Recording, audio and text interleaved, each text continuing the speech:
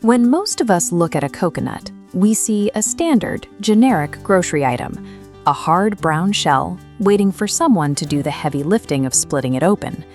Because of that assumption, when it comes time to buy one at the market or pick a seed for planting, we usually just grab whatever is cheapest or most readily available on the shelf.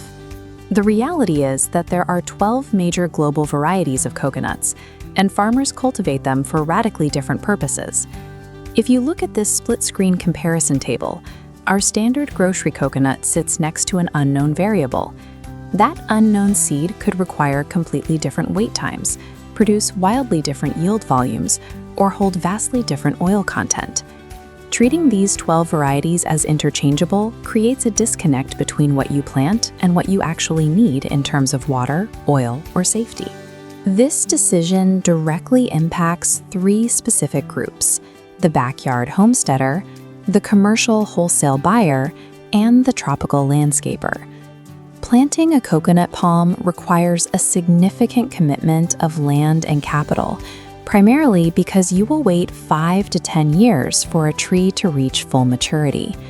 A major driver of that investment is copra.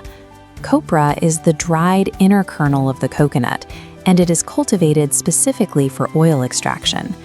A grower might spend 6 years cultivating an acre of palms to sell copra, only to find that the genetic variety they planted yields high water volume but very little extractable fat.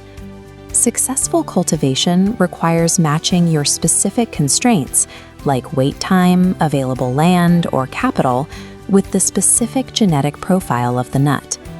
To weigh these options, we use a quadrant chart plotting effort and time along the bottom against output, water versus oil, on the side. In the zone of rapid results and high water volume, we find the dwarf category. Dwarfs deliver a faster return on investment. They require less vertical space to grow and begin fruiting in 3 to 4 years. Their shorter stature provides a practical harvesting benefit. Nuts can be picked safely from the ground. For those targeting the high electrolyte beverage market, the king coconut is a standard choice due to its liquid quality. The trade-off is that dwarfs produce thin meat. This makes them inefficient for producing coconut oil, milk, or copra. They also carry agricultural vulnerabilities. Dwarfs require intensive early watering, are highly sensitive to drought, and have shorter productive lifespans. Dwarf varieties prioritize immediate liquid yields and ease of harvest over long-term environmental resilience. On the other end of the spectrum are the slow-growing heritage tall varieties, built to withstand severe tropical weather over decades. Looking back at our chart, heritage trees like the Jamaican tall and West African tall sit in the high-effort, high-copra yield quadrant. The barrier here is the timeline. You face a 7 to 10-year wait before these varieties produce their first harvest.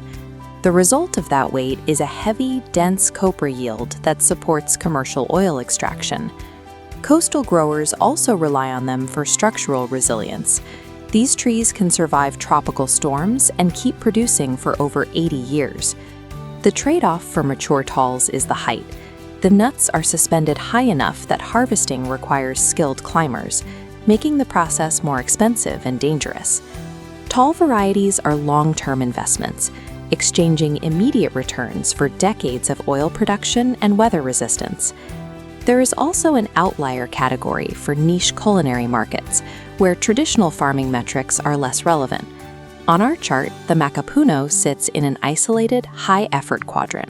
The Macapuno carries a genetic mutation in its endosperm, the inner tissue of the seed.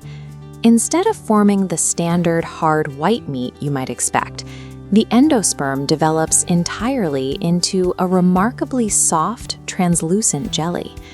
This jelly-like trait is prized in the dessert market, allowing growers to command much higher wholesale prices. However, the trade-offs are significant. There is no coconut water yield, they are difficult to propagate, serving a very specific, limited market. These specialty mutants are a high-risk gamble, prioritized for niche culinary value, rather than general hydration or oil farming.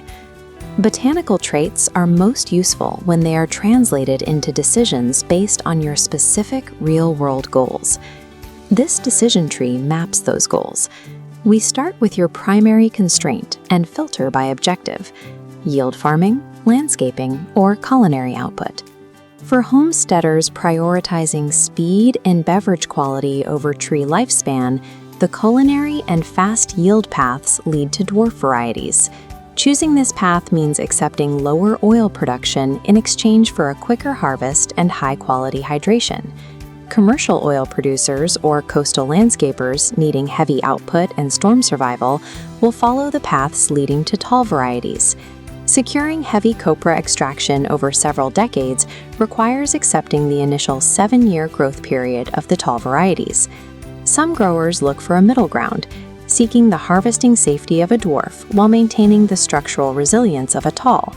This is complicated by lethal yellowing, a disease that can destroy both tall and dwarf populations and ruin an agricultural investment.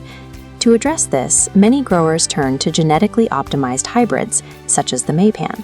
Hybrids are engineered to combine the disease resistance of specific dwarfs with the storm-hardy root systems found in tall varieties. The primary trade-off is financial. Planting hybrids often requires paying a premium for specialized seed nuts sourced from agricultural labs. A profitable harvest is the result of selecting the variety that best matches your land and your timeline. The variety you plant depends entirely on the specific goals you've set for your time, your capital, and your land.